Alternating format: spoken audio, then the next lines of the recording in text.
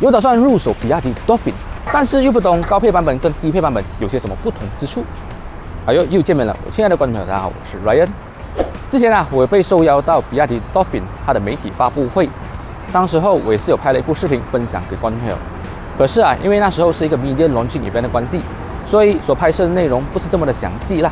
因此，今天我就是来到位于新山的比亚迪 showroom， 继续带观众朋友来看高配版本跟低配版本的 Dolphin 有些什么不同之处。在我们正式进入今天视频之前，希望亲爱的观众朋友可以支持我一下，点个免费的订阅，还有开启你们小铃铛，帮助我在今年之内达到1万个订阅。当然也别忘了多多支持我的 Facebook page 在这边也先谢谢你们支持。OK 啦，这样的话就让我们开始今天的视频内容吧。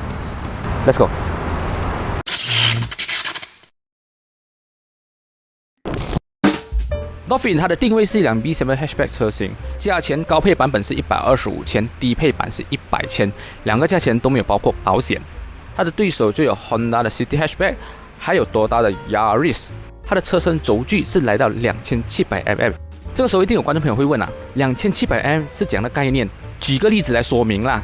Honda City Hatchback 它的车身轴距是只有2600mm， 而 C7 的 SUV CR-V 它的车身轴距是2660mm。所以我觉得这辆车子来对比 Honda City Hatchback 跟多大 Yaris 真的是有点降维打击啦。这个时候一定会有观众朋友会有疑问车身轴距长有些什么好处呢？来这边回答你们的问题。长轴距的好处，首先第一个就是车内空间表现会来得比较好。如果是说前面的椅子移到很后尾，后座的人他就不会有膝盖顶到前座椅子的问题啦，这个就是长轴距第一个好处。第二个好处就是这个车子在加速在踩 brake 的时候，后座的乘客几乎感觉不到任何的顿挫感，这个就是车子轴距长的好处啦。虽然我讲到这辆车子它的车身轴距是来到2700mm， 空间表现是不错的，可是这个 Dolphin 它的后座乘坐体验有一个小缺点，至于什么缺点，就等到我坐到后座的时候再来分享给你们知道咯。Dolphin 它的外观，我个人觉得啦，它不算可爱，也不算好看，只能讲它的这个外观设计有一点，有点科技感，有点特别啦。但是它的头灯设计跟它的尾灯设计真的是非常的有辨识度。观众朋友，你们看一下，在马来西亚有哪辆车它的日行灯是采用了3条 U 字形设计的日行灯呢？再来它的尾灯是我最喜欢的，它采用了 wave 纹的设计，这个尾灯的设计真的是非常好看，我非常的喜欢。这辆车它的360环境显示功能真的是非常厉害，厉害在哪里？就是当你靠近前方的车子，它可以侦测到前方车子跟你的车子离多少 cm。这一点的话，我相信应该现在是很少车子会做到有这样子的功能因此我觉得这个功能是蛮厉害一下的。除了这个360环境显示之外，我们在下面可以看到它是有个 radar box， 因为这辆车它是有12项的进阶式安全功能。当然不管是买高配版本还是低配版本，都有这个12项进阶式的安全功能，包括了有车道偏离提醒、车道偏离控制、防撞预警、ACC 跟车等等这些功能。至于在外观配置最大的差异，首先第一个就是它的 rim。如果是选择低配版本的观众朋友，它的 rim 是采用了16寸的 rim， 它的 rim 的设计就好像一个梅花形啦。高配版本它的铝圈采用了一个17寸的 rim， 而且高配版本它的 rim 设计有2个 design。如果是说你选择黑色或者是蓝色版本的 Dolphin， 它的铝圈是采用了双拼色的铝圈。但是如果是说你选择和我身后这辆高配版本，这个白不白灰不灰的高配版本的 Dolphin， 它的铝圈的设计就采用了另外一种设计。这个设计我觉得是蛮不错看的啦，我会偏向比较喜欢这样子的设计。那个双拼色的就有点太过 fancy 了啦。观众朋友，你们觉得这个 chrome 配上黑的这个17寸的 rim 比较好看，还是那个双拼色的比较好看？欢迎你们在下面留言栏留言让我知道。再来，在配置上面有一个比较大的区别，就是它的避震低配版本它的后尾的避震是采用了 torsion beam， 而高配版本的话，它是采用了 multi-link 的避震。因此，喜欢操控性多一点的观众朋友，你们可以选择这个高配版本了咯。来到它的后尾观众朋友一定会很疑问，为什么这辆车它没有 exhaust pipe？ 没错，这辆是一辆电车，哪里会有 exhaust pipe 呢？ OK， 打开它的尾箱可以看到，其实我们把这辆车的尾箱已经塞满了很多东西。虽然讲这个 Dolphin 它的尾箱容量数据上是有340多个 liter 啦，可是这样子目测来讲的话，我个人觉得是塞不到太多的大型行李。因此它的尾箱容量，我觉得就可能是它的一个短板你们想要更多的承载空间来讲的话，像是去 IKEA 买一些中型的家具这辆车它的椅背也是可以支援6/4分离倾倒的。倾倒过后，你们就可以得到更多的承载空间了咯。马来西亚的观众朋友一定会很关心一个问题：这辆车有没有备胎？这辆车它没有备胎，它是采用了补胎剂，因此想要买这辆车的观众朋友，你们就要三思想一下啦。对于一辆没有备胎的车子，会不会影响到你们的使用体验呢？除了这个外观之外啊，这个动力配置也是有差别的。高配版本的 Dolphin 它的马达是采用了150 kW 的马达，低配版本的是采用了70 kW 的马达。不管是高配还是低配，都是采用了 Front Wheel Drive。如果以内燃机的换算法来讲的话，高配版是来到了201匹，它的扭力是310牛米；低配版它是98匹，扭力是180牛米。这个时候，观众朋友一定会有疑问啊，这样子的动力表现，有些什么车可以 compare 一下呢？像是 Honda Civic 第11代的 Honda Civic FE， 它的最大马力是182匹，最大扭力是240牛米。可是这个 Civic FE 最低配版本的 E 版本也要136千。至于低配版本的 Dolphin， 虽然讲它的马力是98匹，可是它的扭力是来到180牛米。我没有记错的话 ，City Hatchback 它的扭力也只有140多牛米罢了。而且汽油车要达到最大的马力是这样子的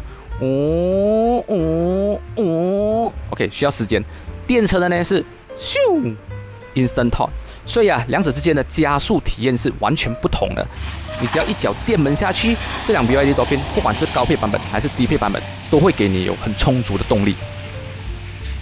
OK， 来到 Interior 部分啊，其实不管是高配版本还是低配版本，它的后座基本上它的配置是一模一样的。首先啊，它的后座是没有冷气出风口，下面是有2个 USB 充电孔，一个是 USB A， 一个是 Type C 的充电孔。再来椅背有一个 armrest， 然后上面是有2个置杯架。至于这个后座综合乘坐体验来讲，首先这个椅子坐起来的感觉是非常的舒服的，它的皮革就有点像是最近啊中国有些衣服他们喜欢叫做冰丝那种材质的感觉，坐起来它的感觉是那种冰冰凉凉很丝滑的，椅背是有层次感的，靠起来的时候是蛮舒服蛮不错的。它的泡棉设定哇是蛮 Q 弹的那种，很有弹性。再来就是刚刚我有说到嘛，它的这个后座乘坐体验有一个缺点，它是什么？就是它的椅垫偏短了一点。可以看到我的腿部啊，只有大概是一半的大腿是在这个椅垫上面的，其他的都呈现了一个镂空的状态。对于一辆长轴距的车子，为什么不要把这个椅垫做长一点呢？这样子这个乘坐体验就会完全的 perfect 了，就留一点小遗憾在那边，这一点我有点不明白啦。至于这个长轴距，它的好处现在就体现了咯。可以看到前座的椅子已经是调到很靠后的距离了，可是我的膝部空间最少还有一个拳头距离，完全不会有顶角的问题，所以这个就是长轴距车子的好处。Dolphin 它的 dashboard design 我觉得看起来是蛮有未来科技感的，而且它的设计是蛮有流线型的，只是讲它的设计可能会有一点太过超前的感觉，所以造成一些老一辈的买家可能比较难接受这样子的 dashboard design。至于它的 interior 的 color 是根据你所选的车身色来做搭配的，它是没有办法做任何选择。example 来讲，如果是讲你要选这种全黑的内饰，你就得选择高配版本，这个白不白灰不灰，或者是全黑色版本的 Dolphin 才有全黑的 interior。如果是选择那个海蓝色的 Dolphin 的话，它就采用了双拼色，也就是黑搭配蓝色双拼色啦。那个颜色就看个人喜好啦。至于我的话，我一定会选择这个全黑的。第一点耐脏，第二点容易打理。这个 dashboard design 还有它的 interior 选色大概是这样子啦。现在就让我来分享一下它的高配版本跟低配版本在 interior 的配置有些什么不同之处。首先啊，就是这个天窗。这个高配版本它有一个全景的天窗，可是这个只是玻璃罢了，它不可以打开的，因此啊，你们就不用担心有漏水问题了咯。再来就是这辆高配版本呢，它在中间这个中岛位置，它是有 wireless charging 的，低配版本它没有的哈。当然，不管是高配版本还是低配版本，它的 steering 都有4项的调节，你可以做前、后、下跟上4个角度的调节，这一点我就觉得蛮不错的。之前我们有在那个 media 的 event 里面，杰哥有讲过嘛，这个椅子坐起来很热，因为那辆车那时候我们试驾的时候是一个低配版本的。高配版本，它在左右都有通风的座椅，坐起来的时候啊，像是马来西亚这种大热天，开启这个座椅通风功能，真的是非常非常好的一个享受，你就不会觉得这个皮椅坐得很闷热。这个高配版本，它的椅子在左右都有电动调节，右手边可以做6个部位调节，左手边只有4个部位的电动调节。除了这个电动椅子之外，高配版本它4个门的镜子都可以采用一键起落的功能。低配版本的话是只有 driver side 才有这个一键起落的功能。当然，不管是选择高配还是低配，它中间都有一个很大个的 iPad。这个大 iPad 呢，它是可以做横的或者是直的 setting。再就是车的很多 setting 都是必须通过这个大 iPad 里面来做 setting 的啦，像是一些音响的控制啊，然后车的一些 function 的 control 都是必须在这个大 iPad 里面做 setting 的。至于这个 Dolphin 它的 speaker， 不管是高配还是低配，都有6颗的 speaker。现在就让我们听一下，通过这个 Dolphin 的 speaker 所播出来的音乐，到底它的音质为如何。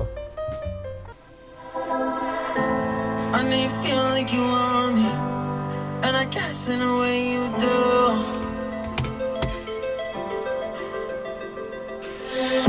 Holding my breath or reveling emotions. I need some space to think this through. Call me all night long. Try to give you hints and a hard to see. Right on the line, no.